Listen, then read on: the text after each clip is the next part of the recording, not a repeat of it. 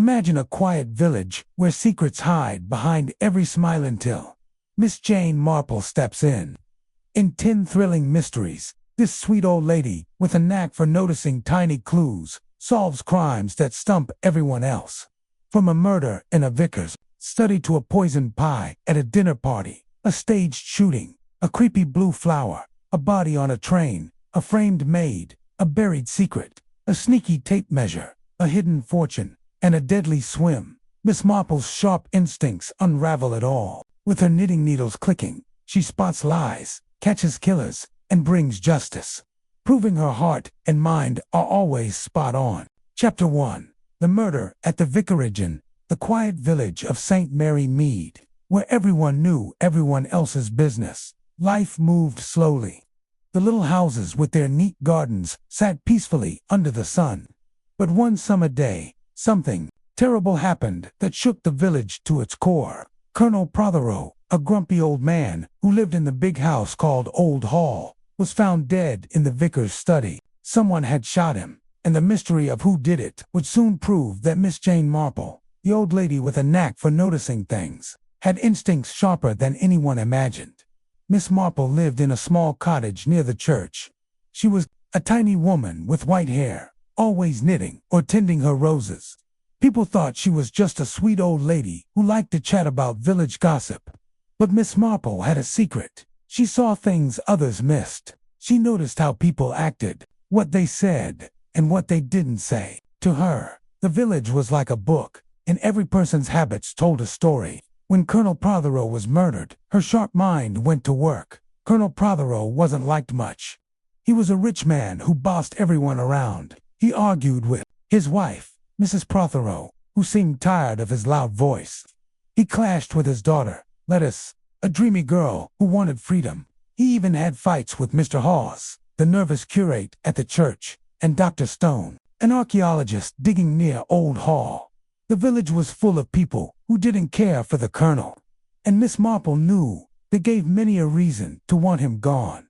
The trouble started when the vicar, Leonard Clement, found the colonel's body. Leonard was a kind man who lived with his young wife, Griselda, in the vicarage.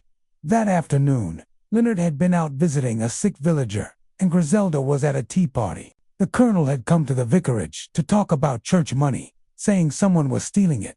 He was waiting in the study when someone shot him in the head with a pistol. The clock on the desk was broken, stopped at 6:22 p.m., and a note was found in the colonel's hand, scribbled with the words, "I can't go on." Leonard called the police at once.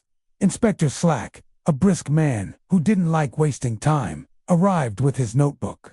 He asked questions and looked for clues. The pistol was found in the garden, wiped clean of fingerprints. The note made some think the colonel had killed himself, but Inspector Slack didn't buy it. Why was the clock broken? And why was the colonel in the vicar's study at all? The inspector suspected everyone: Leonard, Griselda, even Lettuce, who'd been seen near the vicarage that day. Miss Marple heard about the murder while pruning her roses. Her maid, Mary, came running with the news, her eyes wide. "They're saying someone shot the colonel, Miss Wright, in the vicar's study." Miss Marple nodded, her mind already turning. She didn't rush or fuss.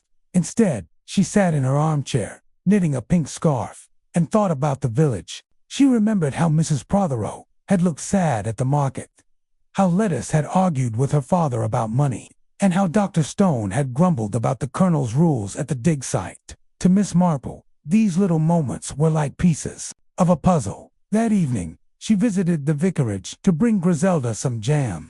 While there, she listened to Leonard talk about the day. He was upset, saying the colonel had been alive when he left at 6 p.m. Griselda mentioned hearing a loud noise, like a shot, around 6:20 p.m., but she'd been in the kitchen. Miss Marple's eyes twinkled. She asked simple questions. Who else was around? Had anyone seen the colonel arrive? Leonard said Dennis, his nephew, had been playing tennis nearby, and a maid, Gladys, had been cleaning upstairs. The next day, the village buzzed with gossip. At the tea shop, Miss Marple sipped her tea and listened. Mrs. Price, the baker's wife, said she saw Mrs. Prothero walking near the vicarage before the murder. Mr. Archer, a local artist, whispered that he'd heard the colonel arguing with someone that morning. Miss Marple didn't say much, but she stored every word in her mind. She thought about her old friend, Miss Weatherby, who once hid a secret to protect someone she loved. Could someone in St. Mary Mead be doing the same? Inspector Slack was busy. He questioned Mrs. Prothero, who admitted she'd been near the vicarage, but said she was just walking. Lettice claimed she was at the tennis courts all afternoon. Dr. Stone said he was at his dig site, and Mr. Hawes swore he was at the church. But Miss Marple noticed something odd. When she passed the vicarage, she saw a footprint in the flower bed under the study window. It was small, like a woman's shoe, and it wasn't there yesterday. She didn't tell the inspector. Instead, she kept thinking. That night, Miss Marple sat by her window, watching the stars. She thought about the note in the colonel's hand. "I can't go on," it said. It sounded like a man giving up, but the colonel was too stubborn for that. And why was the clock broken? She remembered a time when her nephew Raymond broke a clock to hide when he'd been somewhere he shouldn't. Maybe the clock was a trick to confuse the time of the murder. The next morning, Miss Marple walked to the church to talk to Mr. Hawes. He was nervous, his hands shaking as he arranged him books. She asked about the colonel's visit to the vicarage. Mr. Hawes stammered, saying he'd seen Mrs. Prothero near the vicarage. At 6:15 p.m., Miss Marple smiled kindly, but noted his sweaty brow. She then visited Mrs. Prothero, who was pale and quiet. When Miss Marple mentioned the footprint, Mrs. Prothero's eyes flickered, but she said nothing. At the village fair that afternoon, Miss Marple watched everyone. Lettice was laughing with Dennis, but her smile seemed forced. Dr. Stone was showing off artifacts, but he kept looking at his watch. Miss Marple bought a cake from Mrs. Price and asked about the argument. Mr. Archer mentioned. Mrs. Price whispered that it was between the colonel and Mr. Archer himself. About a painting the colonel didn't like. Miss Marple nodded, her mind spinning. Back home, she sat with her knitting and thought hard. The footprint, the note, the broken clocks, they all pointed to something clever. She remembered a village girl who once lied about where she'd been to protect a friend. Maybe someone was covering for someone else. She thought about Mrs. Prothero, who loved her daughter dearly, and Mr. Archer, who was sweet on Lettice. Could they be hiding something? The next day, Miss Marple invited Inspector Slack for tea. She didn't tell him what to think, but shared what she'd noticed, the footprint, the note's odd handwriting. The clock stopped at 6:22 p.m. She mentioned how people in villages sometimes worked together to keep secrets. Like her old friend Miss Weatherby and her sister. Inspector Slack grumbled, but wrote it all down. That evening, the inspector called everyone to the vicarage. He'd found new clues, thanks to Miss Marple's hints.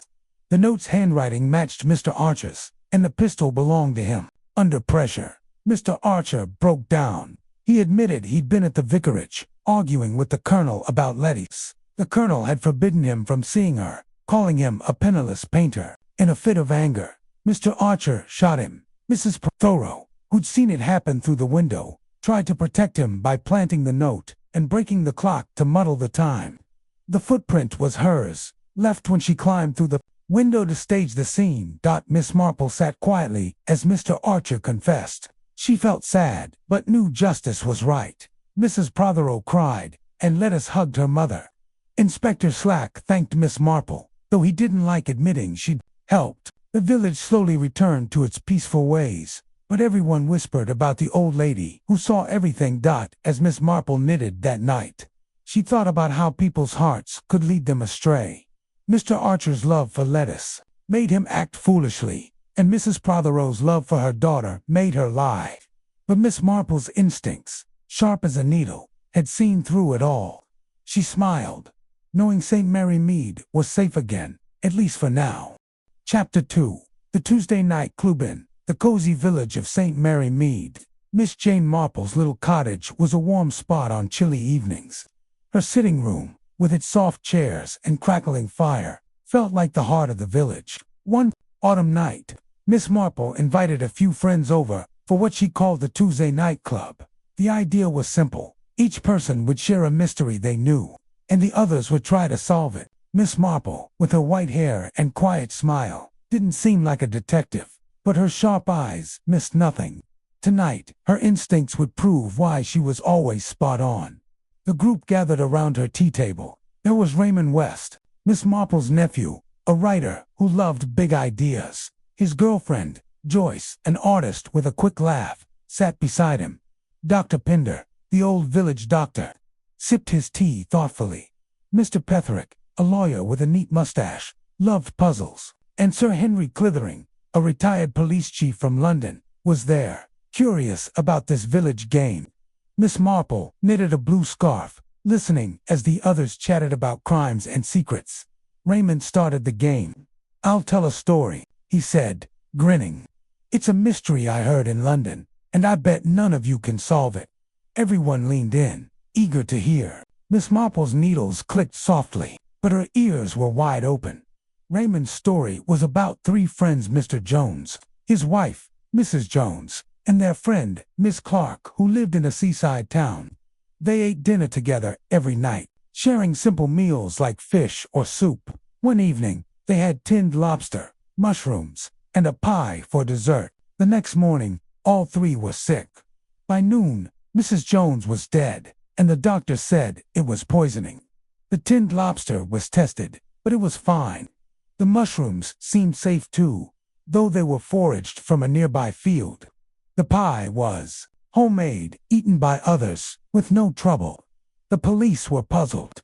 Was it an accident, or did someone poison Mrs. Jones on purpose? Raymond looked around smugly. Who did it, and how? He asked. Joyce spoke first. "Maybe the mushrooms were bad. Some wild ones are deadly." She loved nature and knew about plants. Dr. Pinder shook his head. "The story says the mushrooms were checked. Besides, all three got sick, but only Mrs. Jones died." Mr. Petherick rubbed his chin. "Could it be suicide? Maybe Mrs. Jones was unhappy." Sir Henry frowned. "But why get sick with the others?" "That sounds like a trick to hide murder." Raymond grinned wider. "You're all guessing. I know the answer, but I want to hear yours." Miss Marple set her knitting down. "May I ask a question, Raymond?" Her voice was soft, like she was asking about the weather. "What kind of person was Mrs. Jones, and how did Mr. Jones and Miss Clark get along?" Raymond blinked, surprised. "Well, Mrs. Jones was quiet, maybe a bit sad. Mr. Jones was cheerful, and Miss Clark was lively. They were all close friends." Miss Marple nodded, her eyes twinkling. "And the dinner who prepared it?" Raymond thought for a moment. "Miss Clark cooked the lobster and mushrooms. Mr. Jones made the pie." The others jumped in with ideas. Joyce thought Miss Clark might have picked the wrong mushrooms by mistake. Dr. Pinder suggested the poison was in something only Mrs. Jones ate, like her tea. Mr. Petherick wondered if Mr. Jones had a reason to want his wife gone, maybe money. Sir Henry leaned toward murder, but he couldn't figure out how the poison got to just Mrs. Jones. They argued back and forth, sipping tea and eating Miss Marple's scones. The fire crackled, and the clock ticked past 9. Miss Marple listened, quietly, her needles moving again. She thought about St. Mary Mead, where people hid secrets behind kind smiles. She remembered Mrs. Green, a village woman who once put sugar in a cake to cover a bitter taste. It wasn't poison, just a prank, but it made Miss Marple think. Poison could be hidden in something small, something only one person would taste. She pictured the seaside dinner: lobster, mushrooms, pie. All three got sick, but only one died. That was the key. "Raymond," Miss Marple said gently, "tell us more about the sickness. What did they feel?" Raymond shrugged. "They were all queasy, with stomach pains. Mrs. Jones got worse, fast dizzy, weak. Then she collapsed." Miss Marple nodded. "And the kitchen did. Anyone say who served the food?" Raymond paused. "Miss Clark served the lobster and mushrooms. Mr. Jones cut the pie." Miss Marple smiled, like she'd found a missing stitch in her scarf. The others kept guessing. Joyce stuck to her mushroom idea. Dr. Pinder thought the poison might be in a drink, like wine. Mr. Petherick suggested Mr. Jones slipped something into his wife's food for her money. Sir Henry leaned forward. Watching Miss Marple, he'd heard of her knack for solving puzzles and sensed she was onto something. But Miss Marple put her knitting in her lap. "I think I know what happened," she said, her voice calm. Everyone turned to her, surprised. Raymond laughed. "Aunt Jane, you've barely said a word. Go on, tell us." Miss Marple folded her hands. "It's simple, really. People in villages like St. Mary Mead often hide what they feel. They smile, but their hearts tell a different story. I think Mr. Jones and Miss Clark were more than friends. They wanted Mrs. Jones out of the way." The room went quiet. Sir Henry raised an eyebrow. "But how did they do it?" "All three got sick." Miss Marple nodded. "That was the trick. The sickness was real, maybe, from the lobster or mushrooms, just enough to make everyone feel bad. But the poison that killed Mrs. Jones was in something else, something only she ate. I think it was the pie." Raymond frowned. "But the pie was fine. Others ate it and didn't die." Miss Marple smiled. "Not the whole pie, dear. Just a piece. Mr. Jones made the pie and cut it. He could have put poison in one slice, the one he gave his wife. The sickness from the lobster hid the poison's signs. Everyone thought it was an accident, but it was murder." Joyce gasped. "That's so clever. But why the pie?" Miss Marple's eyes sparkled. "Because it's easy to hide a bitter taste in a sweet pie. I once knew a girl in St. Mary Mead who hid medicine in jam to make it taste better.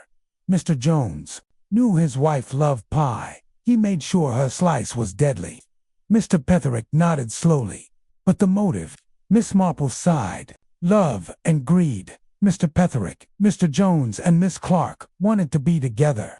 Maybe Mrs. Jones had money, or maybe she was just in the way.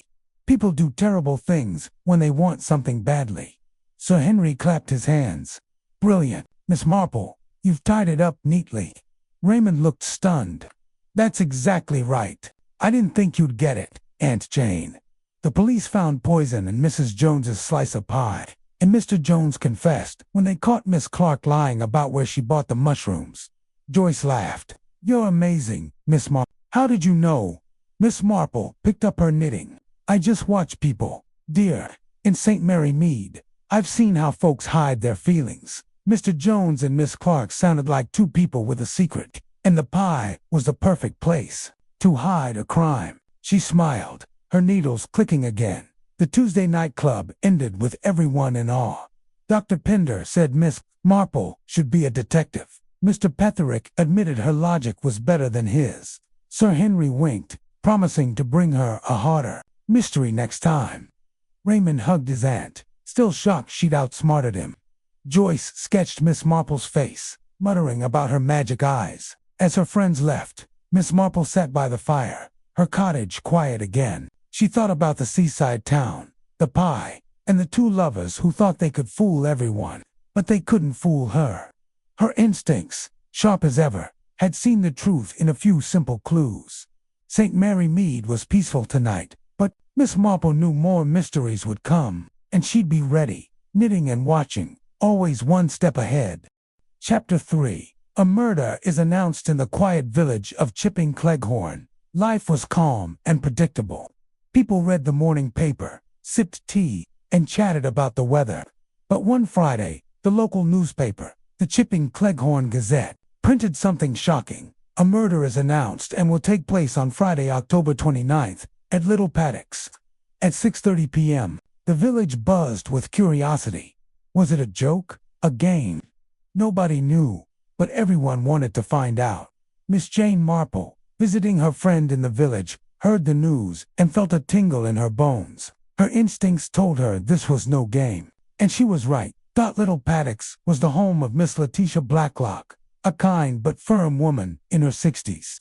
She lived with her friend Dora Bunner, a chatty lady called Bunny, and two young cousins, Julia and Patrick, who were lively and full of jokes. A couple of servants, Mitzi and Hannah, helped run the house.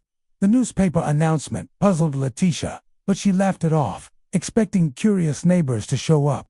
Sure enough, by 6:30 p.m., a small crowd gathered at Little Paddocks, like Mrs. Swetnam and her son Edmund, Colonel Easterbrook and his wife Laura, and Miss Hincliffe and Miss Murgatroyd, two tough farmers. Everyone was excited, thinking it was a party trick.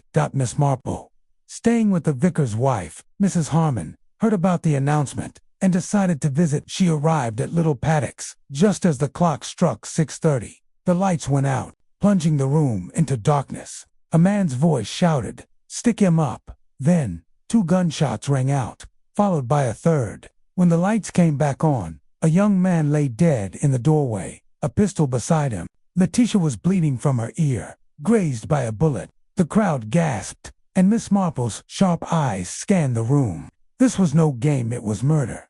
The dead man was Rudy Schurz, a hotel worker from the nearby Royal Spa Hotel. Inspector Craddock, a smart policeman, arrived to investigate. He learned Rudy was a stranger to Letitia, but he'd asked her odd questions about money a few days before. The villagers were shaken. Why would Rudy announce a murder, then end up dead? Was he the killer, or was someone else behind it?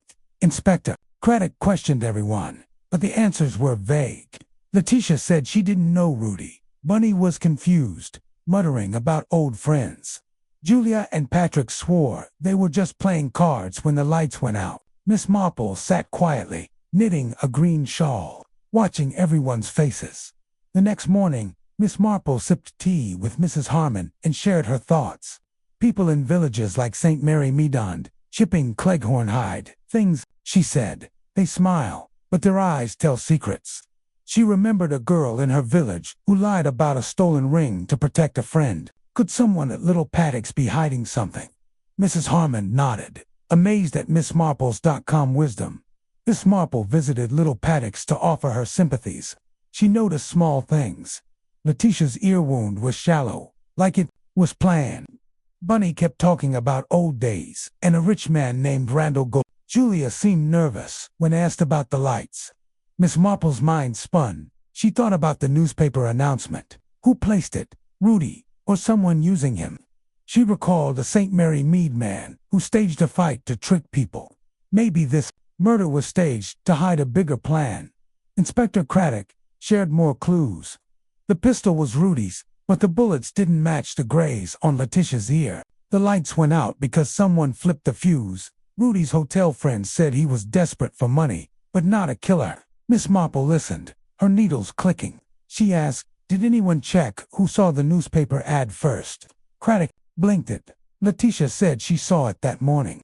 Miss Marple smiled. But who wrote it, and why announce a murder?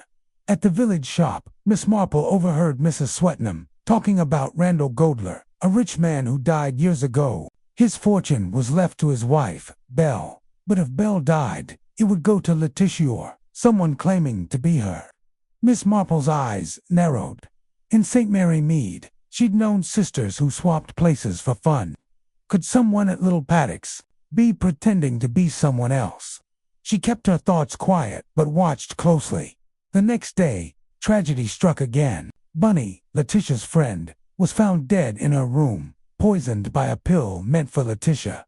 The village was in a panic. Inspector Craddock suspected someone was targeting Letitia for Randall's fortune. He questioned Julia, Patrick, and the servants, but everyone had an alibi. Miss Marple visited Little Paddocks again, bringing a cake. She talked to Mitzi, the nervous cook, who swore she saw someone sneaking around the house before Bunny's death. Miss Marple patted her hand. "People see things they don't understand," she said, thinking of a St. Mary Mead boy who saw a shadow and solved a theft. That night, Miss Marple sat by her window, knitting and thinking. The announcement, the lights, the gunshots, it was all too neat, like a play. She remembered a village woman who faked an illness to trick her family.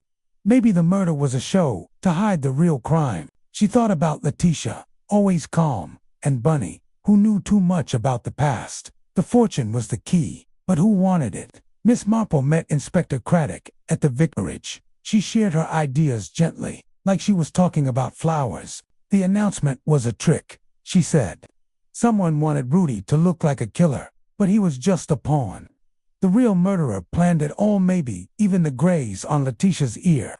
Craddock frowned. But who, and why Bunny? Miss Marple's eyes twinkled. Bunny knew something maybe about who Letitia really is. Check her past, Inspector. People aren't always who they seem. Craddock dug deeper. He found old records about Randall Goldler. Letitia had a sister, Charlotte, who died years ago, or so everyone thought. Bunny's ramblings about old days hinted she knew Charlotte. Miss Marple suggested checking photos from Randall's estate. Craddock found one. Letitia and Charlotte were sisters. But the woman at Little Paddock's looked more like Charlotte than Letitia. Miss Marple nodded. In my village, people hide who they are for love or money. Charlotte might be alive, pretending to be Letitia.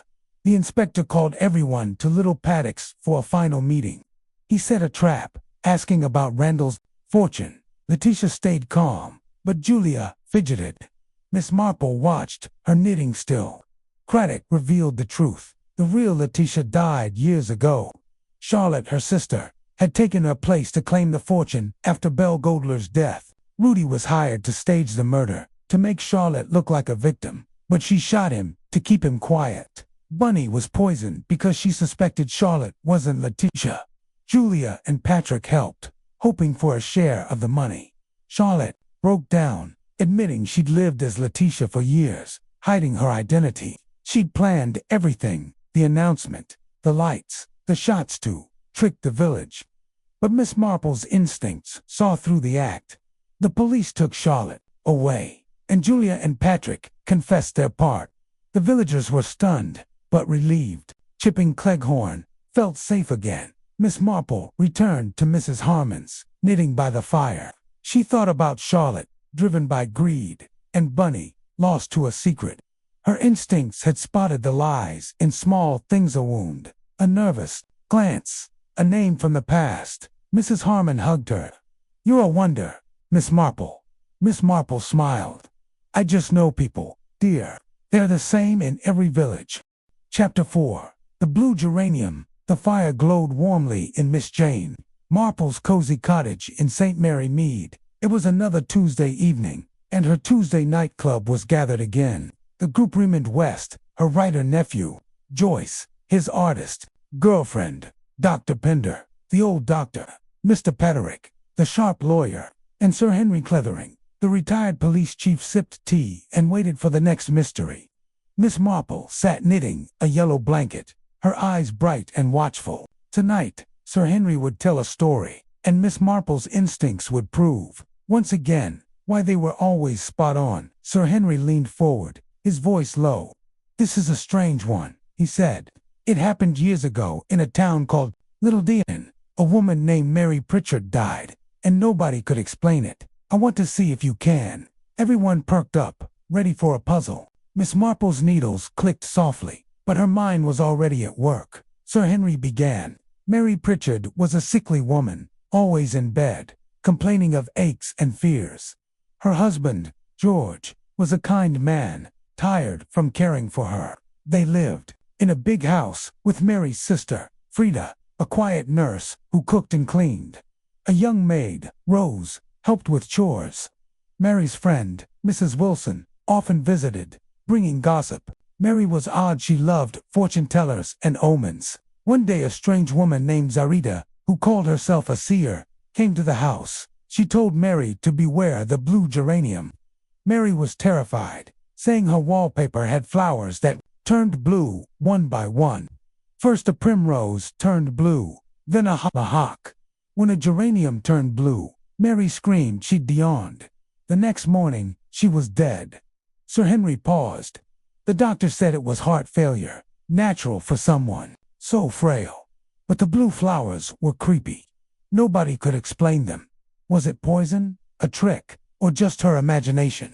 He looked around. Who can solve it? Joyce spoke first.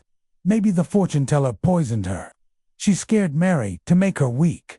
Dr. Pender shook his head. Heart failure isn't poisoning. Maybe Mary scared herself to death. Mr. Petherick frowned. Could George have done it? Maybe he was tired of her complaints. Raymond laughed. What about the maid, Rose? She could have messed with the wallpaper.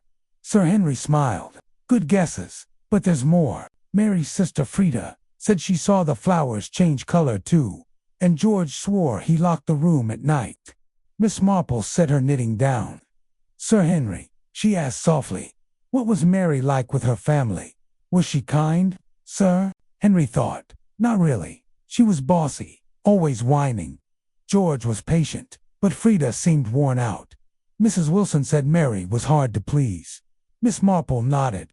And the wallpaper were the flowers painted, or paper. Sir Henry blinked. Paper, I think. Why? Miss Marple smiled, her eyes twinkling. Just curious, dear. The group tossed around ideas. Joyce stuck to her poison theory, saying Zarita could have slipped something into Mary's tea. Dr. Pinder thought Mary's fear of the blue flowers caused a heart attack. Mr. Petterick wondered if George or Frida wanted Mary's money. Raymond suggested the maid painted the flowers to scare Mary for fun, but none could explain the locked room or the changing flowers. The tea grew cold, and the fire crackled as they argued. Miss Marple listened, her mind drifting to St. Mary Mead. She remembered Mrs. Lane, a village woman who hid her anger behind a smile. Mrs. Lane once dyed a dress to trick a neighbor, making it look new. Could someone in Little Dean have tricked Mary with the flowers? Miss Marple thought about the blue geranium. It wasn't a real flower. It was a warning. She recalled a St. Mary Mead boy who used paint to play a prank. Maybe the wallpaper was the key. Sir Henry, Miss Marple said. Did anyone check Mary's medicine? She was sickly. Yes. Sir Henry nodded. She took pills for her heart, given by Frida. The doctor checked them, nothing wrong. Miss Marple tilted her head. And the fortune teller? Zara did. She visited often. Sir Henry shook his head. Just once. But Mary talked about her nonsense. Miss Marple's needles moved faster. She was piecing it together. The others kept guessing. Joyce thought Zarada was a fake, hired to scare Mary. Dr. Pender insisted it was natural causes, with the flowers as a coincidence. Mr. Petherick leaned toward George, saying he might have tampered with the medicine. Raymond stuck to his maid theory, saying Rose could have painted the flowers for a laugh. Sir Henry watched Miss Marple, sensing she saw something they did, and single quotes T. Miss Marple put her knitting in her lap. I think I know what happened, she said, her voice gentle. Everyone turned, surprised. Raymond grinned. Go on, Aunt Jane, solve it. Miss Marple folded her hands. It's simple, really. People hide their feelings, just like in St. Mary Mead. Mary was difficult, and someone wanted her gone. The blue geranium was a trick to scare her, but the real crime was in her medicine. Joyce gasped, but the pills were safe. Miss Marple nodded. The pills were, but not what was added to them. I think Frida, the sister, did it. She was a nurse, tired of Mary's demands. She used a fortune teller's warning to frighten Mary, making her weak. Then, she put poison in one dose of medicine, just enough to stop Mary's heart. The blue flowers were a clever touch. Frida changed the wallpaper, bit by bit, maybe with dye or paint, to keep Mary afraid. Sir Henry leaned forward. But how? The room was locked. Miss Marple smiled. Frida lived there. She could have gone in early, before George locked the door. And the flowers' wallpaper can be altered with chemicals. I once saw a St. Mary Mead girl use dye to change a curtain's color. Frida, as a nurse, knew how to make it look natural. Mr. Petherick frowned. Why Frida? What was her reason? Miss Marple sighed. Mary was cruel to her. Frida was trapped, nursing her sister with no freedom. Maybe there was money, or maybe it was just exhaustion. In my village, I've seen people break under less. She looked at Sir Henry. Did Frida act strange after Mary died? Sir Henry's eyes widened. She did. She left Lil Dean soon after, saying she couldn't stay in the house. We found traces of a chemical on the wallpaper later, but never connected it to her. He clapped his hands. Miss Marple, you're right. Frida confessed years later. She used a slow poison and dyed the wallpaper to scare Mary, making her death look like heart failure. The room erupted in amazement. Raymond laughed, shaking his head. Aunt Jane, you're a wizard. Joyce clapped, her eyes wide. How do you see it all? Dr. Pender smiled, admitting, I should have thought of the wallpaper trick. Mr. Petherick nodded. Your logic is flawless, Miss Marple. Sir Henry grinned. I'm bringing a tougher mystery next time, I promise. Miss Marple picked up her knitting, her needles clicking softly. People are the same everywhere, she said. They hide their pain, their plans. Frida wanted freedom, and she built a clever trap with those blue flowers. But little things, like a nervous glance or a strange color, give them away. She smiled, her eyes warm but sharp. As her friends left, the cottage grew quiet. Miss Marple sat by the fire, thinking about Frida and her clever trick. The blue geranium was a lie, a way to scare Mary into weakness. But Miss Marple's instincts had seen through it, catching the truth in a few small clues. She thought of St. Mary Mead, where secrets hid behind every smile. The village was peaceful tonight, but Miss Marple knew more stories would come. She'd be ready, knitting and watching, always one step ahead. The next Tuesday, the club would meet again. Raymond was already planning a new puzzle, and Joyce was sketching ideas for a painting of the blue geranium. Dr. Pender promised to bring a medical mystery, and Mr. Petherick was digging through old case files. Sir Henry, still amazed, vowed to stump Miss Marple next time. But she wasn't worried. Her instincts, honed by years of watching village life, were sharper than any trick. She sipped her tea, her blanket nearly done, and smiled. In St. Mary Mead, nothing stayed hidden for long. The mystery of the blue geranium was solved, and little Dian's dark secret was out. Frida's plan had been clever, but not clever enough. Miss Marple's quiet wisdom had won, proving her knack for spotting the truth. The fire burned low, and the night was calm. Justice was done, and the Tuesday night club would never forget the old lady who saw everything. Chapter 5, 450. From Paddington in the quiet village of St. Mary Mead, Miss Jane Marple sipped tea in her cozy cottage, her knitting needles clicking softly. Winter was coming, and the village was calm. But Miss Marple's sharp mind was always ready for a puzzle.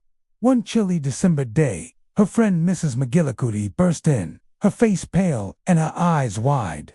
She'd seen something awful on a train, and only Miss Marple believed her. With her keen instincts, Miss Marple would unravel a mystery that started on the 450 from Paddington and ended with justice in a grand old house. Mrs. McGillicuddy, an old friend from St. Mary Mead, had been Christmas shopping in London. She took the 450 train back home, settling into her seat with a book. As her train passed another, she glanced out the window and gasped. In the other train's compartment, a man was strangling a woman, his hands tight around her neck. The woman's face went limp, and Mrs. McGillicuddy screamed, but the trains sped apart. She told the conductor, but he thought she'd imagined it. At the station, she reported it to the police, but they found no body and dismissed her story. Desperate, she came to Miss Marple, knowing her friend's knack for seeing the truth. Miss Marple listened, her eyes sharp behind her glasses. "You're sure of what you saw, Elspeth?" she asked. Mrs. McGillicuddy nodded. "Clear as day, Jane. A woman was murdered." Miss Marple didn't doubt her. She knew people in St. Mary Mead who hid secrets behind closed doors, like old Mr. Thomas, who lied about his debts. A murder on a train was bold, but Miss Marple's instincts told her it was real. She decided to investigate. The trains had passed near Milchester, a town close to St. Mary Mead. Miss Marple called her nephew Raymond, who knew a clever girl named Lucy Islesborough. Lucy was a housekeeper with a sharp mind, perfect for snooping. Miss Marple asked Lucy to take a job at Rutherford Hall, a big estate near where the trains passed.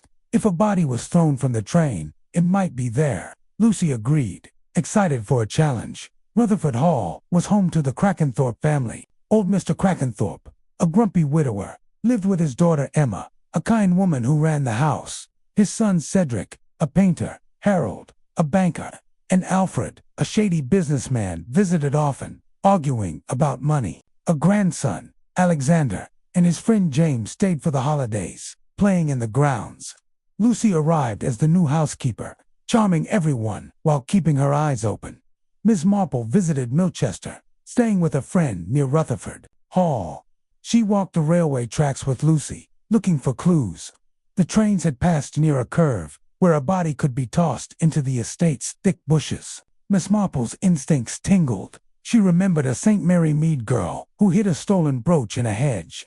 Maybe the body was hidden to Dot. Lucy searched Rutherford Hall's grounds, pretending to tidy up.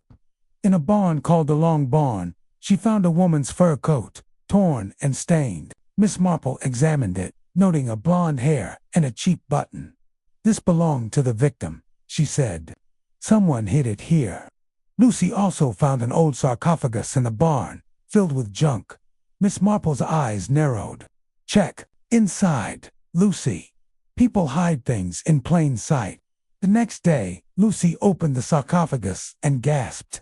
Inside was a woman's body, blonde and dressed in a simple skirt. Miss Marple called Inspector Craddock, a policeman who respected her. He confirmed the woman had been strangled, just as Mrs. McGillicuddy described. The police searched for her identity, but found no papers.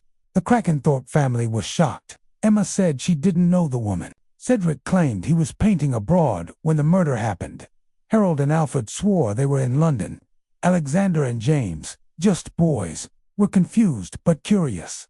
Miss Marple sat knitting in her friend's parlor, thinking the body in the barn meant someone at Rutherford Hall was involved. She thought of a St. Mary Mead man who hid stolen goods in his shed to avoid suspicion. The killer might be doing the same. She asked Lucy about the family. Emma was sweet but worried about money. Cedric was carefree, always joking. Harold was stiff, obsessed with his bank. Alfred was sneaky, always whispering. Miss Marple wondered about Mr. Crackenthorpe's will. If he died, his money would go to his children, but only if they stayed close. Inspector Craddock shared more clues. The dead woman was a stranger, possibly French, based on her clothes. The fur coat had a London shop label, but no name. Mrs. McGillicuddy looked at a photo and confirmed it was the woman from the train. Miss Marple asked, "Did anyone at Rutherford Hall act strange?" Lucy nodded. "Alfred was nervous when I found the coat, and Emma kept talking about a missing sister-in-law, Martine." Miss Marple's mind spun. Martine, a woman from France, was married to Edmund, the Crackenthorpe's late brother. She'd vanished years ago, leaving no trace. Could the dead woman be Martine, come back for her share of the inheritance? Miss Marple remembered a St. Mary Mead widow who lied about her past to protect her family. Maybe someone at Rutherford Hall was hiding a secret about Martine. Lucy kept watch at the hall. She noticed Alfred sneaking into the Long Barn at night, checking the sarcophagus. Emma was jumpy, avoiding talk of Martine. Cedric painted in the garden, carefree as ever, but Harold seemed tense, always on the phone. Alexander and James found a button near the barn, matching the one on the fur coat. Lucy gave it to Miss Marple, who smiled. "Little things tell big stories," she said. That night, Miss Marple sat by the fire, knitting and thinking. The train, the body, the coat, all pointed to Rutherford Hall. She thought of the Crackenthorpe money. If Martine was alive, she'd claim part of it. Someone wanted her gone to keep the fortune. The body in the barn was a bold move, like a St. Mary Mead thief hiding stolen goods in plain sight. Miss Marple's instincts whispered the killer was close, maybe more than one. She met Inspector Craddock at Rutherford Hall, sharing her thoughts. "The woman was Martine, I think," she said. "Someone killed her to protect the inheritance. Check Alfred, he's nervous. And Emma, she knows more than she says." Craddock nodded, impressed. He dug into the family's past. Martine had written to Emma months ago, saying she'd visit. Emma hadn't told anyone. Alfred had debts, desperate for money. Harold was in financial trouble too, hiding it behind his banker's smile. Craddock set a trap. He gathered the family and said the police had a witness, Mrs. McGillicuddy. He showed Martine's photo, watching their faces. Alfred sweated, glancing at Emma. Harold stayed calm, but his hands shook. Emma gasped, saying, "That's Martine." Miss Marple watched, her needle still. She noticed Alfred whisper to Harold. Her instincts screamed. They were in it together, under pressure. Alfred cracked. He admitted meeting Martine in London, luring her to the train. Harold, needing money, helped plan it. They strangled her, knowing the passing train would hide the crime. Alfred hid the body in a sarcophagus, thinking no one would look. Emma knew Martine was coming, but stayed quiet, hoping to avoid scandal. The fur coat was a mistake. Alfred forgot to burn it. The police arrested Alfred and Harold. Emma, tearful, admitted she suspected but didn't act. Miss Marple felt sad but knew justice was right. Lucy hugged her, amazed. "You saw it all, Miss Marple." Inspector Craddock shook her hand. "Your friend's story solved it, but your instincts found the truth." The Crackenthorpes were shaken, but Rutherford Hall was quiet again. Miss Marple returned to St. Mary Mead, knitting by her fire. She thought of Martine, killed for greed, and the brothers who thought they could hide it. Her instincts had spotted the clues: the coat, the button, the nervous glances. Mrs. Mc visited, thanking her. "You believed me, Jane." Miss Marple smiled. "I know people, dear. They can't hide from the truth." Chapter 6. The Case of the Perfect Maiden. The sleepy village of St. Mary Mead. Spring flowers bloomed, and life moved slowly. Miss Jane Marple sat in her cozy cottage, knitting a pink shawl, her sharp eyes watching the world through her window. She knew everyone's habits, from the baker's early deliveries to the postman's cheerful whistle. When a new mystery stirred the village, Miss Marple's instincts kicked in, proving once again why she was always spot on. This time, it was about a maid who seemed too perfect to be true, and a theft that wasn't what it seemed. The trouble started at Old Hall, the big house owned by Miss Skinner and Miss Lavinia, two elderly sisters. They were kind but fussy, always worrying about their home. Their old maid, Clara, had left suddenly, and they hired a new one named Mary Higgins through the local agency. Mary was perfect, polite, tidy, and quick. She cleaned the silver, cooked tasty dinners, and never gossiped. The sisters were thrilled, telling everyone in St. Mary Mead how lucky they were. But one morning, Miss Lavinia rushed to the police, her face red. A valuable brooch, a gift from their late mother, was missing from her jewelry box. She suspected Mary, who'd been cleaning her room the day before. The police, led by Constable Harris, searched Mary's things but found nothing. Still, the sisters dismissed her, saying they couldn't trust her. Mary left quietly, and the village buzzed with gossip. Everyone thought it was odd Mary seemed so honest. Miss Marple, sipping tea at the vicarage, heard the story and frowned. Something didn't add up. Miss Marple knew the Skinner sisters well. They often visited her garden, chatting about roses and recipes. She also knew Mary Higgins, who'd worked at the vicarage before Old Hall. Mary was shy but hard-working, not the type to steal. Miss Marple remembered a St. Mary Mead girl, Annie, who was blamed for a missing scarf that turned up later. Could this be another mistake? Her instincts told her to dig deeper. She visited Old Hall, bringing a jar of her homemade jam. Miss Skinner and Miss Lavinia welcomed her, still upset about the brooch. Mary was so good. Miss Lavinia sighed. But she must have taken it. Miss Skinner nodded. "It was in my locked box, and only Mary cleaned my room." Miss Marple listened, noticing the sisters' nervous glances. She asked, "Did anyone else come to the house that day?" Miss Lavinia thought. "Just Mrs. Eccles, our neighbor, for tea, and the postman, but he stayed outside." Miss Marple walked home, her mind busy. A locked box, a perfect maid, a missing brooch. It sounded like a trick. In St. Mary Mead, she'd seen people hide things to cause trouble, like Mr. Jones, who hid a watch to blame a rival. She wondered if someone wanted Mary gone. The Skinner sisters were fussy, but they weren't cruel. Why dismiss Mary so fast? At the village shop, Miss Marple heard more gossip. Mrs. Price, the shopkeeper, said Mary had moved to a town nearby, working for Mrs. Eccles. Miss Marple raised an eyebrow. Mrs. Eccles was a loud woman who loved fancy things, always showing off new hats. Could she be involved? Miss Marple remembered a St. Mary Mead woman who borrowed a necklace and never returned it. Maybe the brooch wasn't stolen but borrowed or planted. But Miss Marple called on her friend, Inspector Craddock, who was visiting St. Mary Mead. She shared her thoughts over tea. "The brooch is gone, but Mary's not the thief," she said. "Someone wanted her out of Old Hall. Check Mrs. Eccles, she's too close to this." Craddock, who trusted Miss Marple's hunches, promised to look into it. He learned Mrs. Eccles had visited Old Hall the day the brooch vanished and had a cousin, Gladys, who worked at the agency that sent Mary. Miss Marple visited the agency, pretending to need a maid. The owner, Miss Hartnell, was chatty. She said, "Gladys recommended Mary for Old Hall, calling her perfect." Miss Marple smiled, her instincts buzzing. In St. Mary Mead, she'd seen people work together to trick others, like two sisters who hid a letter to fool a neighbor. Could Mrs. Eccles and Gladys be scheming? Back home, Miss Marple sat knitting, piecing it together. The brooch was valuable, but the real prize was trust. Mary was dismissed to make room for someone else. She thought of Mrs. Eccles, who loved money, and Gladys, who controlled the agency's jobs. Maybe they planned to place their own maid at Old Hall, someone who could steal more later.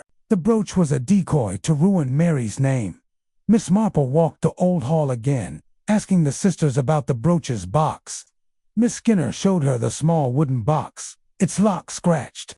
It was locked tight, she said. Miss Marple nodded, noticing a tiny scratch on the window frame nearby. Someone could have climbed in, she thought, like a St. Mary Mead boy who sneaked into a shed. She asked, "Did Mrs. Eccles ever admire the brooch?" Miss Lavinia blushed. "Oh yes, she loved it. She said it matched her new hat." The next day, Miss Marple met Lucy Islesborough, her clever friend who'd helped with past mysteries. Lucy agreed to visit Mrs. Eccles, pretending to sell charity tickets. At Mrs. Eccles' house, Lucy noticed a shiny brooch on her dresser, half hidden under a scarf. It matched the Skinner sisters' description: emeralds in a gold setting. Lucy told Miss Marple, who nodded. "That's our brooch." Mrs. Eccles didn't expect it to be found. Miss Marple called Inspector Craddock to Old Hall. She gathered the Skinner sisters, Mrs. Eccles, and Gladys from the agency. With everyone watching, she explained the truth, her voice calm. "Mary didn't steal the brooch," she said. "Mrs. Eccles took it during her tea visit. She scratched the window to sneak back in, took the brooch from the box, and blamed Mary. Gladys helped by sending Mary to Old Hall, knowing she'd be an easy target. They wanted Mary gone so Gladys could place her own maid, someone who'd steal for them." Mrs. Eccles turned red, stammering, "That's nonsense." But Inspector Craddock held up the brooch, found at her house. Gladys fidgeted, then broke down, admitting she and Mrs. Eccles planned it. Mrs. Eccles wanted the brooch for herself and hoped to get a loyal maid into Old Hall to steal more later. They thought Mary, being new, would take the blame. The sisters gasped, horrified. Miss Lavinia hugged Miss Marple. "You saved Mary's good name." The police took Mrs. Eccles and Gladys away. Mary was asked back to Old Hall, and the sisters apologized, giving her a raise. The village buzzed, but this time with praise for Miss Marple. Constable Harris tipped his hat, and Inspector Craddock grinned. "Your instincts, Miss Marple, they're sharper than my notebook." That night, Miss Marple sat by her fire, knitting her shawl. She thought of Mrs. Eccles and Gladys, greedy and cunning, but not cunning enough. Her instincts had caught the little things, the scratched lock, the brooch's gleam, the nervous glances. In St. Mary Mead, secrets never stayed hidden long. She smiled, knowing Mary was back at work, and the village was peaceful again. The next day, Miss Marple walked to the church, passing Old Hall. Miss Skinner waved, holding her brooch proudly. Mary was polishing windows, smiling for the first time in weeks. The village felt right, like a garden weeded of trouble. Miss Marple's instincts had done it again, spotting the truth where others saw only a perfect maid. She hummed softly, ready for the next puzzle, her knitting needles tucked in her bag. Chapter 7. Sleeping, Murdering, the Peaceful Village of St. Mary Mead. Miss Jane Marple sat in her cozy cottage, knitting a soft blue scarf. The summer breeze carried the scent of roses through her window, but her sharp mind was always ready for a mystery. One sunny morning, a young woman named Gwenda Reed arrived, her eyes wide with worry. She'd moved to a seaside town called Dilmouth and bought a house that felt strangely familiar. Gwenda had a creepy feeling about a murder from long ago, and only Miss Marple could help. With her keen instincts, Miss Marple would uncover a hidden truth, proving why she was always spot on. Gwenda, a lively New Zealander, had come to England with her husband, Giles. They bought a charming house called Hillside, hoping for a fresh start, But as soon as Gwenda stepped inside, she felt odd. She knew where the staircase led before seeing it. She pictured a wallpaper pattern that wasn't there. Worst of all, one night, she stood at the top of the stairs and saw a Whodunit woman lying dead below, her blonde hair spread out, strangled. Gwenda shivered, telling Giles she felt the house was haunted. They visited St. Mary Mead to see Raymond West, Miss Marple's nephew, who suggested they talk to his aunt. Miss Marple listened to Gwenda's story over tea, her eyes bright. "You're sure you've never been to Dilmouth before?" she asked. Gwenda nodded. "I grew up in New Zealand, but it's like I lived in that house." Miss Marple's needles clicked. She knew people in St. Mary Mead who hid secrets, like Mrs. Brown, who lied about her past to escape shame. Could Gwenda's memory be real? Her instincts told her this was no ghost story, it was a murder. Buried but not forgotten.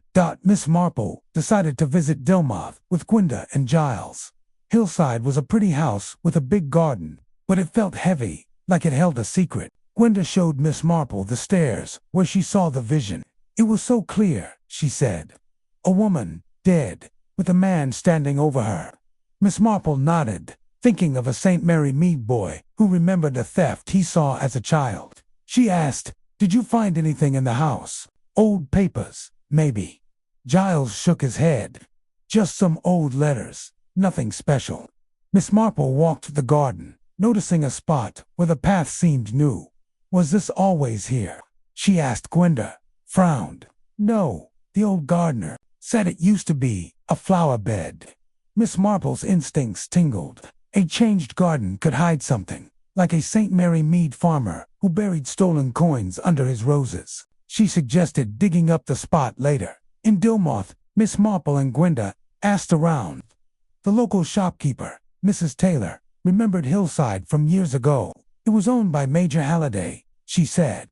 He had a young wife, Helen, who vanished 18 years back. Folks thought she ran off with a man. Miss Marple's eyes narrowed. A missing woman sounded like Gwenda's vision. She asked, "Was Helen blonde?" Mrs. Taylor nodded. "Pretty as a picture, but flighty." Gwenda and Giles found old photos in Hillside's attic. One showed a blonde woman, Helen Halliday's, smiling with Major Halliday's. Gwenda gasped. "That's her, the woman I saw." Miss Marple studied the photo, noting Helen's bright eyes. She remembered a St. Mary Mead girl who disappeared after a fight, only to be found hiding. Was Helen really gone, or was it murder? Miss Marple called Inspector Craddock, her policeman friend, to check old records. He found that Helen Halliday was reported missing by her husband, Major Halliday, who died soon after. No body was found, and the case was closed.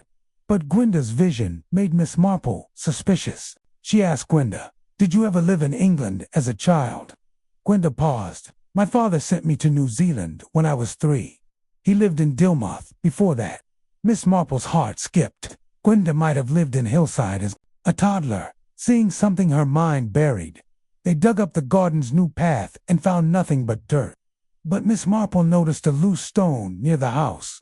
Under it, they found a small box with a letter inside. It was from Helen to a man named Walter Fane, a quiet lawyer in Dilmouth. The letter said she loved him but couldn't leave her husband.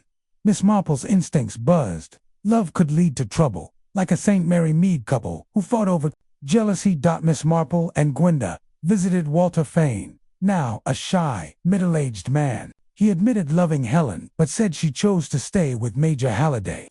She disappeared after a big fight, he said, looking sad. Miss Marple watched his hands tremble.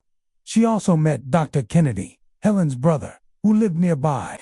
He said, Helen ran off with a lover, maybe a man named Jackie Affleck, a charming salesman, but his eyes darted, like he was hiding something. Gwenda and Giles asked around town. Jackie Affleck, now a businessman, laughed off the story. Helen flirted, but I didn't run away with her, he said. Miss Marple listened, knitting in her hotel room. She thought of a St. Mary Mead woman who lied to protect her brother. Dr. Kennedy's nervous look made her wonder. Was he covering for someone or himself? The clues piled up. Gwenda remembered more. A song, Sleeping Murder, playing in her vision. Miss Marple found out Major Halliday loved that tune. She also learned he'd been sick, seeing a doctor often before Helen vanished. Miss Marple's mind spun. A sick husband, a missing wife, a hidden letter. It felt like a plan. She thought of a St. Mary Mead man who hid his wife's jewels to trick her. Maybe Helen's disappearance was staged. Miss Marple met Inspector Craddock at Hillside, sharing her thoughts. Helen was murdered, she said. Gwenda saw it as a child, living here with her father, Major Halliday. Someone killed Helen and hid her body, making it look like she ran away. Craddock frowned. But who? And where's the body? Miss Marple pointed to the garden. Keep looking, and check Dr. Kennedy. He knows more than he says. Craddock questioned Dr. Kennedy, who admitted Helen wanted to leave her husband. She loved Walter, he said, but I told her to stay. Miss Marple watched his face, seeing fear. She asked Gwenda to walk the stairs again, retracing her vision. Gwenda froze at the bottom, pointing to a wall. There was a door here, sealed now. Miss Marple nodded. In St. Mary Mead, a hidden room once held stolen goods. Could a body be behind the wall? Craddock's team broke open the sealed door, finding a small closet. Inside was a skeleton, wrapped in a faded dress. The blonde hair was still there, tangled. Gwenda cried, knowing it was Helen. Inspector Craddock found a locket with Helen's initials, confirming it. Miss Marple's instincts were right. Helen was murdered in Hillside, hidden for years. Craddock gathered Walter Fane, Jackie Affleck, and Dr. Kennedy at Hillside. Miss Marple spoke softly. Helen was killed by someone close. Dr. Kennedy, you loved your sister, but you hated her choice to leave. You strangled her during a fight, hid her body, and told everyone she ran away. The song, the sealed door, it all points to you. Kennedy's face crumpled. He confessed, sobbing. I couldn't let her ruin her life with Walter. I lost control. The police took Dr. Kennedy away. Gwenda and Giles hugged, relieved but sad. Hillside felt lighter, its secret out. Inspector Craddock shook Miss Marple's hand. You saw what we missed, he said. Gwenda thanked her, tears in her eyes. You gave Helen justice. Miss Marple smiled. I just watch people, dear. Their secrets always show. Back in St. Mary Mead, Miss Marple knitted by her fire, thinking of Helen and her brother's dark choice. Her instincts had caught the clues. Gwenda's memory, the hidden door, the nervous doctor. The village was quiet again, its roses blooming. Miss Marple hummed Sleeping Murder, knowing no secret could hide from her sharp eyes. Chapter 8. The Tape Measure, Murdering the Quiet Village of St. Mary Mead. Summer flowers bloomed, and the air smelled of fresh grass. Miss Jane Marple sat in her cozy cottage, knitting a red scarf, her sharp eyes catching every detail outside her window. She knew the village like a book, every smile, every secret. When a murder shook St. Mary Mead, everyone thought it was simple, but Miss Marple's instincts saw something deeper. A dressmaker's death and a missing tape measure would prove, once again, why her hunches were always spot on. The trouble started at Miss Pollitt's little shop, where she sewed dresses for the village ladies. Miss Pollitt was a kind, quiet woman, always measuring fabric with her trusty tape measure. One sunny morning, Mrs. Spenlow, a wealthy widow, was found dead in her parlor, strangled with a thin cord. The village was shocked. Mrs. Spenlow was prim, always wearing neat hats, and had no enemies, or so it seemed. Constable Polk, the local policeman, arrived quickly, finding Miss Pollitt in the parlor, pale and shaking. Miss Pollitt said she'd come to measure Mrs. Spenlow for a new dress. She knocked, got no answer, and found the door open. Inside, Mrs. Spenlow was slumped in her chair, dead. A tape measure lay on the floor, but it wasn't Miss Pollitt. She swore hers was at home. Constable Polk called Inspector Slack, a brisk policeman who didn't like mysteries. He thought it was obvious. A thief broke in, strangled Mrs. Spenlow, and fled. But the house wasn't robbed, and nothing else was out of place. Miss Marple heard the news from her maid, Mary, who rushed in with wide eyes. Miss Pollitt found Mrs. Spenlow dead. Strangled. Miss Marple nodded, her needles clicking. She knew Mrs. Spenlow, who lived alone and kept to herself. She also knew Miss Pollitt, who was honest but nervous. In St. Mary Mead, Miss Marple had seen people blamed for things they didn't do, like young Tom, accused of stealing apples. Her instincts told her this murder wasn't as simple as a thief. Miss Marple visited Mrs. Spinlow's house, bringing a basket of apples as an excuse. Inspector Slack was there, grumbling about the case. "It's a robbery gone wrong," he said. "The cord was from a curtain, and the tape measure means nothing." Miss Marple smiled politely, noticing the tape measure on the floor. It was old, with faded numbers, not like Miss Pollitt's shiny one. She asked, "Was Mrs. Spinlow expecting anyone else?" Inspector Slack shrugged. "Just Miss Pollitt for the fitting." At the village tea shop, Miss Marple listened to gossip. Mrs. Price, the baker's wife, said Mrs. Spinlow had argued with her neighbor, Mr. Ted Gerard, a charming salesman, about a fence. Miss Hartnell, a nosy spinster, whispered that Mrs. Spinlow had money hidden in her house, though nobody knew where. Mr. Weatherby, a retired banker, said he saw Ted near Mrs. Spinlow's house the morning of the murder, looking sneaky. Miss Moore sipped her tea, her mind turning. A tape measure, a cord, a hidden fortune, something didn't fit. Miss Marple walked to Miss Pollitt's shop, finding her sewing with shaky hands. "I didn't do it, Miss Marple," Miss Pollitt said. "I found her like that." Miss Marple patted her arm. "I believe you, dear. Did you see anything odd at the house?" Miss Pollitt thought.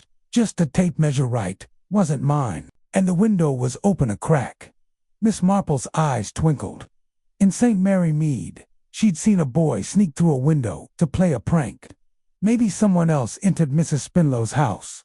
Back home, Miss Marple sat knitting, thinking hard. The tape measure bothered her. Why was it there? She remembered a St. Mary Mead girl, Lily, who left a ribbon at a scene to confuse people. The tape measure felt like a clue left on purpose. Mrs. Spinlow's money was a motive, someone wanted it. Ted Gerard, with his sneaky ways, seemed likely. But why strangle her? Miss Marple thought of a village man who lied about his debts too. Seemed innocent. Maybe Ted was hiding something. She called Inspector Slack, suggesting he check Ted Gerard. "Look at his shoes," she said. And the window at Mrs. Spinlow. Slack grumbled, but agreed. He found mud on Ted's shoes, matching the garden outside Mrs. Spinlow's window. The window's latch was loose, easy to open from outside. Miss Marple nodded.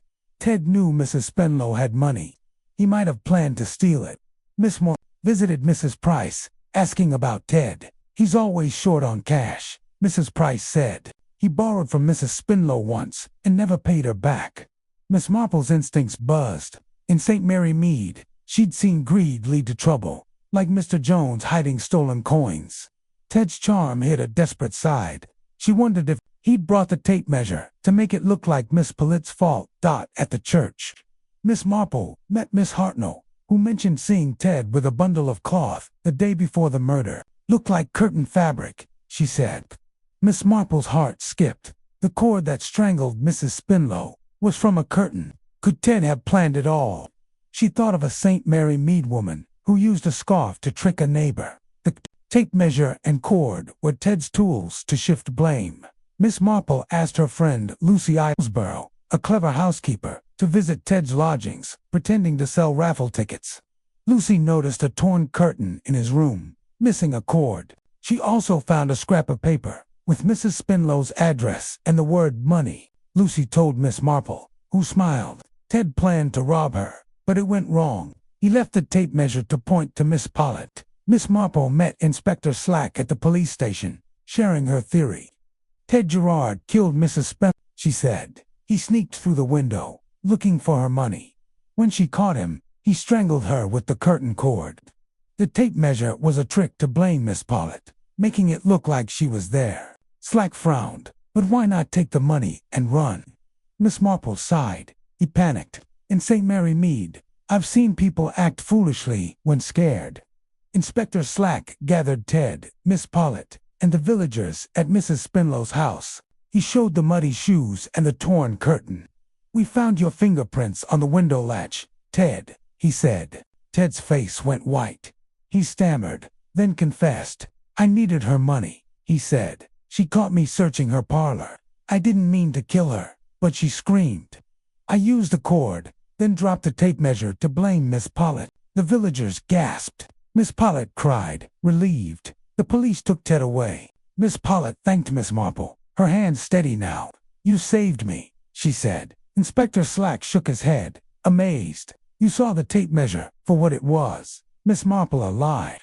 The village buzzed, but now with admiration for the old lady who noticed everything. Mrs. Spinlow's money was found hidden in her attic, safe at last.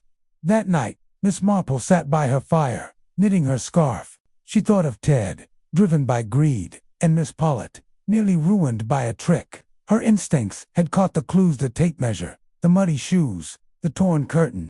In St. Mary Mead, secrets were like weeds, popping up where least expected. She smiled, knowing justice was done, and the village was calm again. The next day, Miss Marple walked to Miss Pollitt's shop, bringing a new tape measure as a gift. Miss Pollitt beamed, sewing again with confidence. The village felt right, like a tidy garden. Miss Marple's sharp eyes had cleared another mystery, proving her instincts were unbeatable. She hummed softly, her scarf nearly done, ready for whatever puzzle came next. Chapter 9. Nemesis. In the quiet village of St. Mary Mead, summer bloomed with roses and warm breezes. Miss Jane Marple sat in her cozy cottage, knitting a green shawl, her sharp eyes watching the world through her window. It was June 2025, and the village hummed with its usual chatter, but Miss Marple's mind was ready for a challenge. When a strange letter arrived from a man long dead, it set her on a path to unravel a dark mystery. Her instincts, as always, would prove why she was spot on, bringing justice to a crime hidden for years. The letter came from Mr. Raphael, a rich man Miss Marple had met on a trip years ago. He'd passed away, but his lawyer sent her a note he'd written before his death. It was odd, calling her Nemesis, the name of a justice goddess, and asking her to solve a crime without saying what it was. He'd left money for her to join a bus tour of famous houses and gardens, hinting the answer lay there. Miss Marple's heart skipped. In St. Mary Mead, she'd solved puzzles with less, like when Mrs. Green hid a stolen ring in plain sight. Her instincts told her to follow the clue. Miss Marple packed her bag and joined the tour, which started in London and wound through pretty towns. The bus was full of friendly folks: Miss Cook and Miss Barrow, two quiet sisters; Mr. Emlyn Price, a young teacher with big ideas; Mrs. Risley, a chatty widow; and Mr. Casper, a shy artist. The tour guide, Miss Temple, was kind but firm, leading them to old manors and gardens. Miss Marple sat knitting, watching everyone. She felt Mr. Raphael's mystery was close, like a shadow in the sunlight. The tour stopped at Jocelyn St. Mary, a village near an old house called the Old Manor. Miss Marple learned Mr. Raphael had ties there. His son, Michael, had been jailed years ago for a girl's murder. The girl, Verity Hunt, was young and pretty, found dead in a field.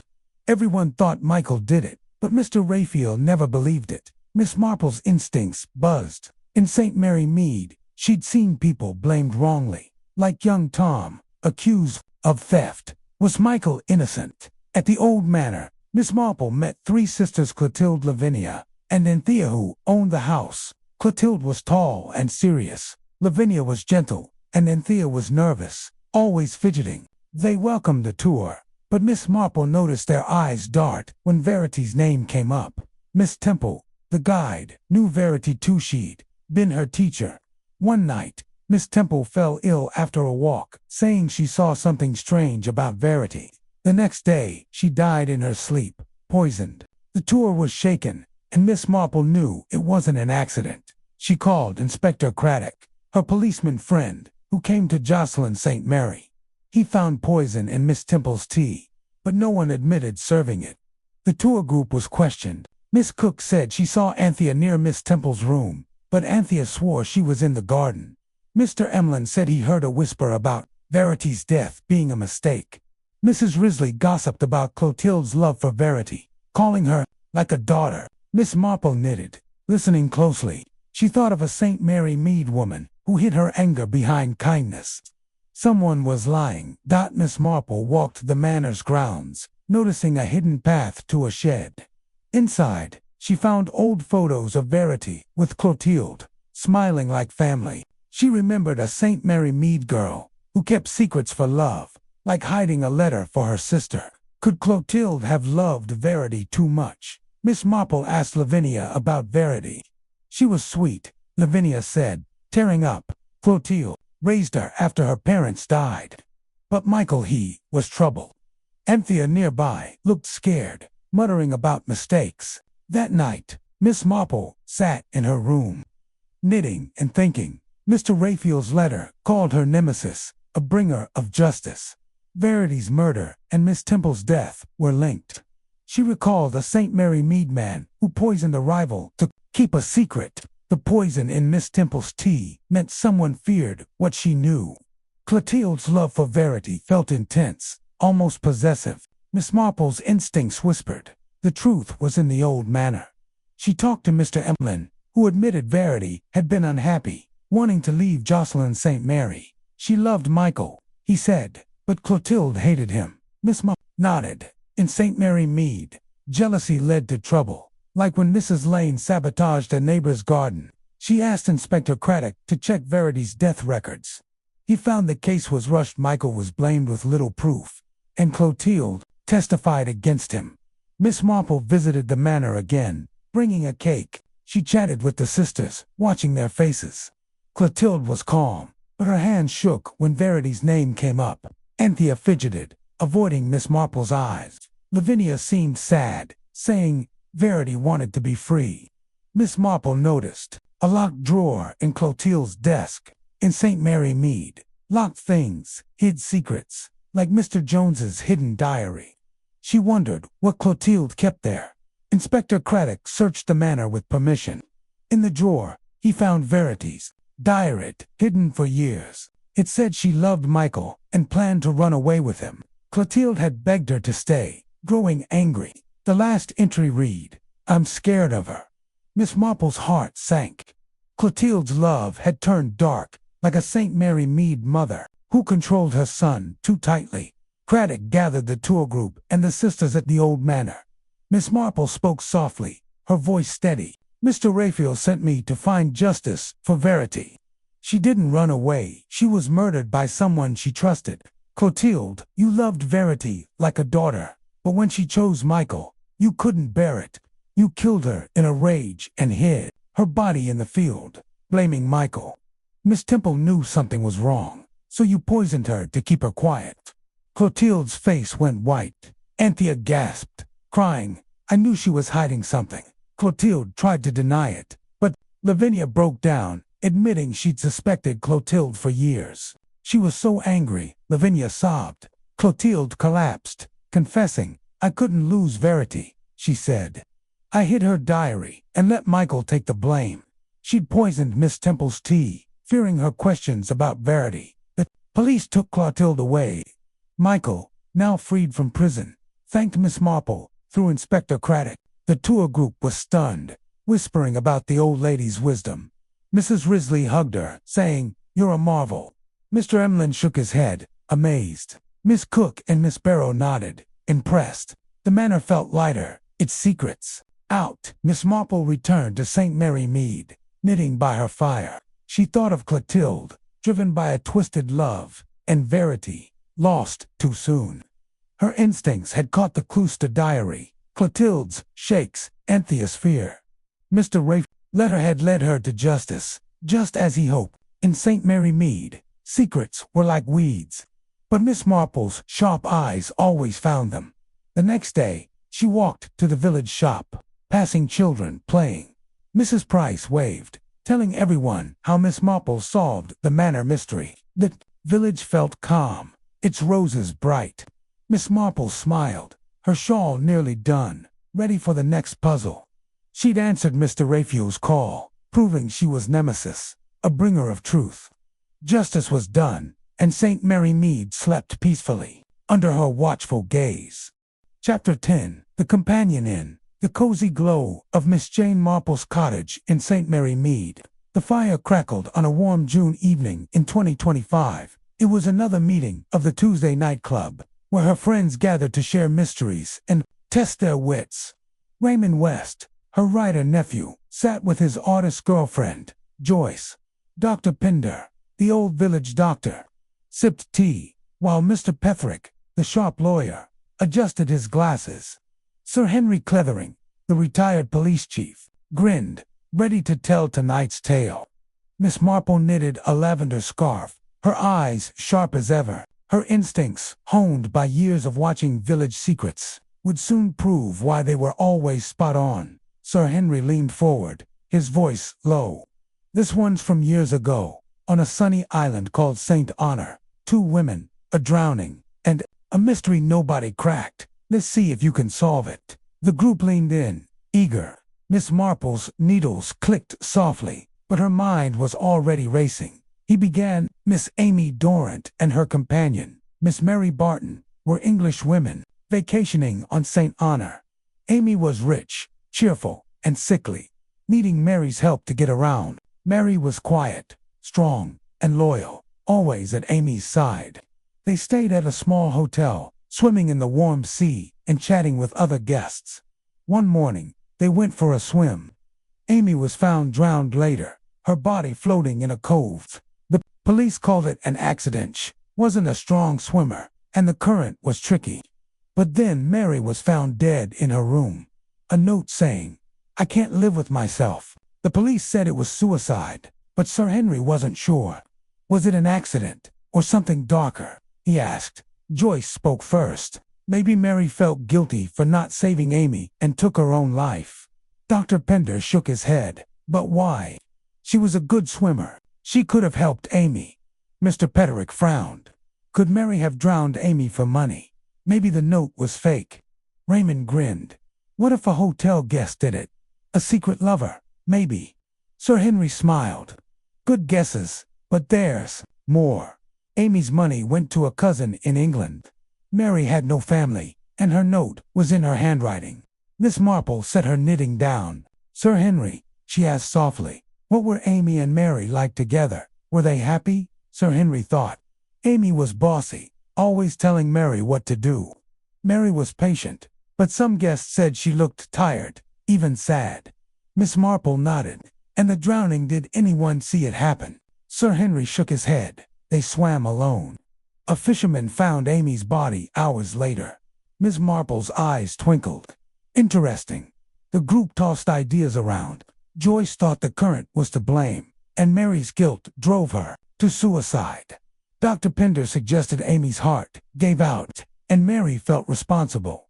Mr. Petherick leaned toward murder, saying Mary might have wanted Amy's money, then regretted it. Raymond stuck to his lover theory, saying a jealous guest could have drowned Amy. But none could explain Mary's note or the quiet cove.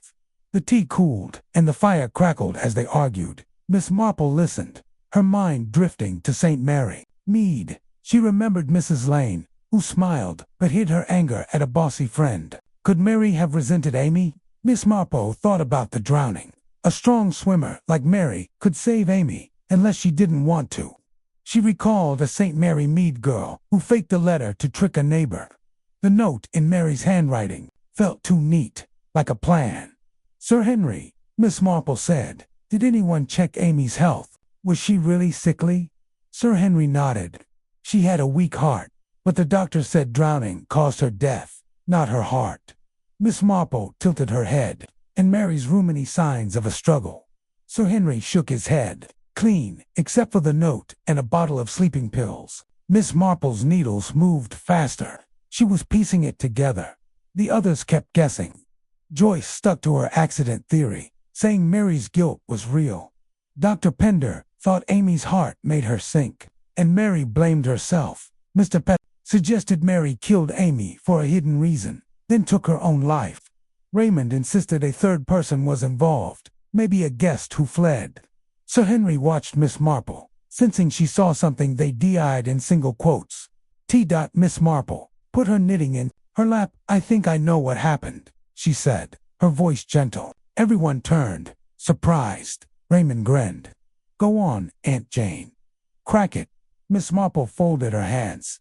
It's simple, really. People hide their hearts, just like in St. Mary Mead. Mary didn't die by suicide, and Amy's drowning wasn't an accident. Mary was Amy, and Amy was Mary. The room went quiet. Joyce gasped. What? Miss Marple smiled. Amy Dorrant, the rich one, wasn't the woman who drowned. Mary Barton, the companion, took Amy's place. The real Amy drowned, the real Mary, then pretended to be Mary, writing the note to fake a suicide. She wanted to escape her old life, maybe debts or a scandal, and start new with her money. Sir Henry leaned forward, but the handwriting, it was Mary's. Miss Marple nodded. Amy practiced it. In St. Mary Mead, I knew a girl who forged a letter to trick her family. Amy, as Mary, wrote the note to make everyone think Mary killed herself after failing to save Amy. But the drowned woman was Mary, killed by Amy in the cove. Mr. Petherick frowned. Why kill her companion? Miss Marple sighed. Amy was tired of her life. Maybe she owed money, or maybe she wanted freedom. Mary was loyal but knew too much. Amy saw a chance to vanish, using Mary's body to fake her own death. The note sealed the trick. She looked at Sir Henry. Did Amy the one who lived to leave the island? Sir Henry's eyes widened. She did. She took a boat to the mainland, saying she was too sad to stay. We later found Amy's cousin got no money. Amy's accounts were moved to a new name. He clapped. Miss Marple, you're right. Years later, we traced a woman calling herself Mary. She was Amy, living under a new name. She confessed to drowning Mary to escape a bad debt. Raymond laughed. Aunt Jane, you're a genius. Joyce clapped, amazed. How do you see it? Dr. Pender smiled. I missed the switch completely. Mr. Petherick nodded. Your logic is perfect. Miss Marple. Sir Henry grinned. I thought I'd stump you, but you're unbeatable.